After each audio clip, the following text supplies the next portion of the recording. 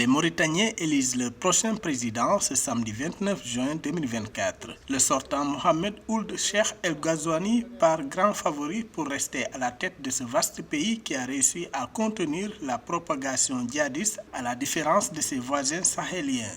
Environ 1,94 million d'électeurs sont appelés à choisir parmi 7 candidats, tous des hommes, lequel dirigera pendant 5 ans la Mauritanie, rare pôle de stabilité en Afrique de l'Ouest et futur producteur de gaz. La Mauritanie n'a plus connu d'attaque sur son sol depuis 2011 alors qu'elle abonde au Mali, proche et au Sahel.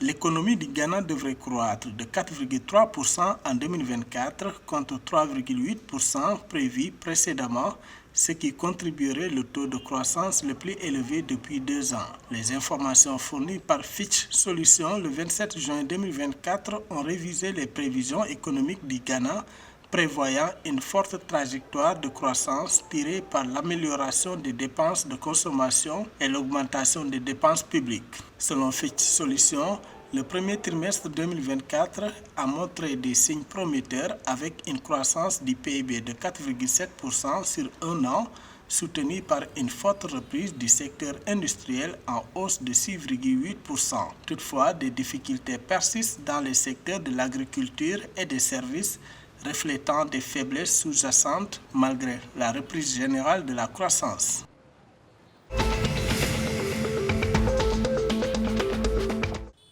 La Sierra Leone a annoncé le 27 juin 2024 une subvention de 480 millions de dollars approuvée par la Millennium Challenge Corporation du gouvernement américain pour développer son secteur énergétique. Ce soutien financier contribuera à transformer le secteur énergétique du pays dirigé par le président Julius Maada Bio. Le développement économique de la Sierra Leone a été gravement entravé par des décennies de sous-investissement, de mauvaise gouvernance, de corruption et de manque d'accès durable à l'électricité et à l'eau. Selon la Millennium Challenge Corporation, en Sierra Leone, 70% de la population n'a pas accès à l'électricité.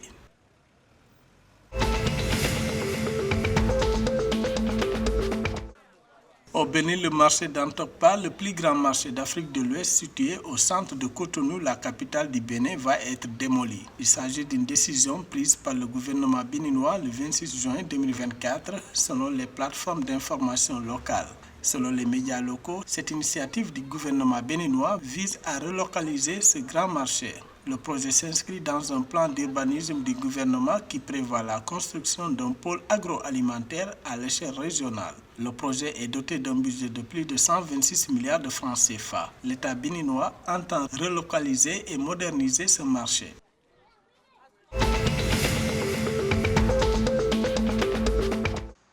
Au Cap-Vert, le championnat régional de cyclisme ouvert le 28 juin se déroule jusqu'au 30 juin 2024 à Santo Antão-Sul avec des contre-la-montre individuels et des épreuves sur piste.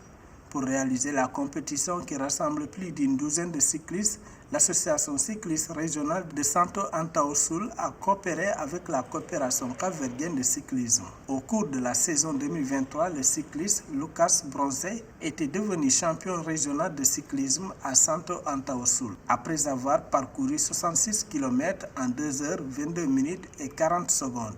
José Pinto avait remporté la première place du contre-la-montre individuel de 18 km.